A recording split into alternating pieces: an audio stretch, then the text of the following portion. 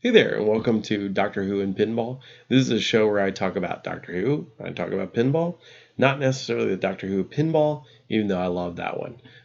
So let's get started. I'm just gonna randomly talk about stuff, and this is kind of a stream of consciousness kind of thing. I hope to have some people on the show, but other than that, I'm just gonna be talking for this episode. A couple of exciting things have happened both in pinball and in Doctor Who this week. It's only Monday, and so I'll probably post this tomorrow. But Jersey Jack has announced. Well, they put up basically a image of the Toy Story bouncy ball, even though it's from Luxor Jr. I know that nerds are like, oh, it's technically from a Pixar short. Dude, it's Toy Story. It's not gonna be Buzz Lightyear. They haven't. No pinball company has released a pinball machine to coincide with the movie for a long time. They have to make sure it's an established IP like The Mandalorian before they are going to pump some money into the pinball. And I think it's an excellent theme, and a lot of people have been talking about it for about a year or so. I mean, what it's been making in the making since Willy Wonka. I heard rumors that the Willy Wonka was supposed to be that theme. So good on Jersey Jack. I wish them all the best. I know there's been a lot of drama with the Mirko playfields, and I'm not a huge fan of the flippers, but I know that the games are like epic quests. I don't get to play them all that much on location. Not even Richmond Pinball Collective has them, one of the places I've been to. So, yeah. Hey, Richmond, if you want to sponsor this video, then that's okay with me. But in the meantime, hey, it's a cool place to go. But yeah, it's kind of weird though that they've had all these playfield issues and they haven't really resolved them according to Pinside. But there's good and bad takes on both sides, both with Jersey Jack and with Stern. I've had excellent success with Stern, but I'm not a Stern fanboy, even though I own mostly Sterns, but I also own a Gottlieb. So there you go. But with Jersey Jack, I wish them the best. And I mean, it's Pat Lawler, so it should be an amazing game. And I hope so. I hope for their sake. I mean, Pat's a great designer, and it does have 4 pop bumpers, I'm pretty sure, if you look at the underside of the playfield. So a lot of people are like, but it might be like Adam's Family, and it might be an excellent game. I don't know. We'll see. But that's exciting news. I mean, that theme, pretty much, I was, this was what, 95, 96. So I was like 10, 11 years old when this came out. I thought it was amazing. And the CGI in it was amazing. And then just watching the movies, up to 4, a lot of good feelings there. So, I mean, it's a great theme for a pinball machine. Yeah. And then there's Doctor Who this week. Neil Patrick Harris is going to join the 60th anniversary special. He's probably going to be the Celestial Toy Maker. I think that's great. I'm glad they finally recast him because I would have liked to have seen him face off against the 6th Doctor back in the 80s, but that never happened. So it's nice to see that the toy maker's back. Most people were saying that he probably will be, and I agree with that assessment. And it would be nice to just kind of, see a character from the last time we've seen him is the 1st Doctor, right? So it'd be nice to see something like that come back. Because I think a lot of people have already played out the 4th Doctor kind of stories on, but you haven't really seen a lot from the 3rd Doctor back.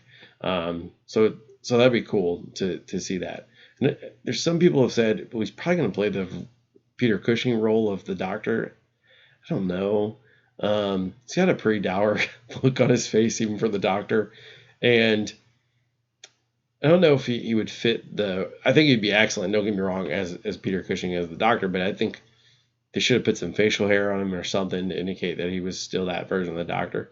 Maybe this is a bait and switch. I don't know, but it seems like from that angle of that picture and the kind of look on his face that he is the Celestial Toy Maker. Maybe he's a random character. Who knows? Maybe he's not a returning character. But overall, hey, it's like great news for both pinball and for Doctor Who today. Um, I'm just going to talk really quick why I'm doing this. I love Doctor Who. I'll show my wall in a little bit. I'll grab a picture or something. I've been to Doctor Who since 2011, I think. It was shortly after Amy and I got married, so 2012. So not too long. This was like a year before the 50th anniversary special, so about 10 years now.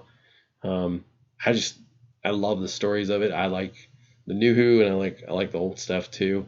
I love all the Doctors, and actually I wanted to show something that I don't have on me right now. But I'll do like a show and tell every week and show you different various Doctor Who things I have. Actually, I have here. Why not? I use this. I have a bookshelf full of Doctor Who books next to me.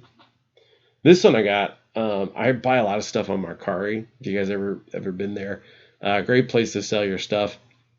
Again, this is not sponsored, but Mercari, if you want to throw a sponsorship my way, be more than happy to. But Mercari is awesome for selling your stuff, and it's also awesome for buying stuff. It's like eBay before eBay became ePay. I mean, it's like reasonable prices. Some of the stuff is going to be kind of market price, but overall, people are just trying to unload some of their junk, and I've gotten rid of a few items on there as well. But the Doctor Who illustrated A to Z book, I think this is up to the Sixth Doctor, but it's got some like neat illustrations in it. I mean, they're not like excellent, but they're pretty cool nonetheless. Just like nice watercolors.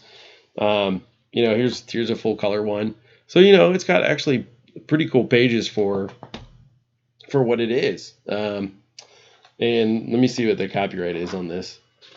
It is, I think it's like 86, 85. So there you go. Right smack dab in the middle of the Sixth Doctor's tenure there. I got a few more Doctor Who things I'd like to show. This is my pinball wall back here. Whoa, wrong way. Hey. So I've got this stuff up. This is F14 Tomcat playfield. It's pretty much trash. So I was like, hey, I'll put it up as an art kind of piece. Somebody put some screws right next to the dock or whatever in the middle there. Let me point my finger in the right direction. Kind of see if I can get it. This is weird. Okay, there we go. Like right in there, next to General Yagov or Yagov, whatever his name is, in Hitman. AKA, this is basically Top Gun game. But yeah, somebody like put in weird screws there, so those are still there, unfortunately. But the game's like the art on it's chipping and everything. But I can imagine when it first came out, it was beautiful because you can see where like the flippers rested and like a few other things covered up the playfield. Those yellows are really nice and bright. They're like a nice orangish yellow. Just really beautiful artwork on it. I got this as well, this totem playfield. I'm getting used to this. I'm going to Vanna White this. This is a really cool piece as well. I don't know the artist who did this. This was like a 79 game or something like that from Gottlieb. This was back when Gottlieb was still in charge. And it's very, very nice. There's a lot of flaking on it, but it still really looks beautiful. It's like a Native American fighting against spirits, and it's totem. So like, there's a bunch of totem poles in the background here and stuff, and there's like different cool looking masks and all that. So, and then Black Knight Sword of Rage, one of my favorite games of all time. Love that game. I love Steve Ritchie games. I mean, I got F14 right here. So, I can't wait to see what Steve does for Jersey Jack. That being said, I mean, hopefully the playfield stuff gets resolved, because that's what kind of makes me reluctant to buy anything from him, because I'm like, well, and Stern had this uphill battle too. I mean, Steve went on to say like every playfield's going to get dimples.